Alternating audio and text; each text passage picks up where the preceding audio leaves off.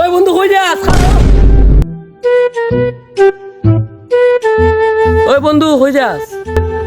আরে যাইমু বাজারে একটা ফ্রিজ কিনা।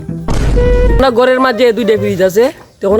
আরে দুইটা তাহলে কি দিছে কুরবানির টাইম আগের বছর দেখছ না, দুইটা দিও হয় না তো, আরেকটা কিনো লাগে হন কিনমু বড় দিক কি এত লম্বা একটা ফ্রিজ কিনলে ছোট ফ্রিজ কিনলে তো হয় না।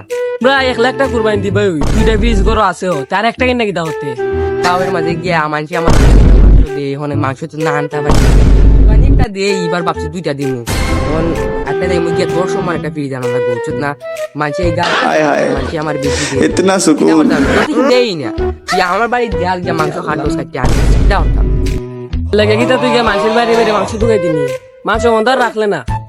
তুই কাকি দেখিতা হইলে আমি তো মানছি আবার কোন সময় গিয়ে মাংস ঢুকাই আনি না বুঝত না, যখন মানছি আমার আদর হইরা দিয়ে আমি কোন সময় মাংস ঢুকাই না বুঝত না, তখন আরেকটাকে ফ্রিজ গান মুক্তি যাবি নি খো কুরবানির বাজেট তুই তোর 70-80 হাজার টাকা, ওই ফ্রিজ মেলা আবার 20,000 টাকা দিবা 30,000 টাকা, অত বড় পাই মনে মনে বুঝোস।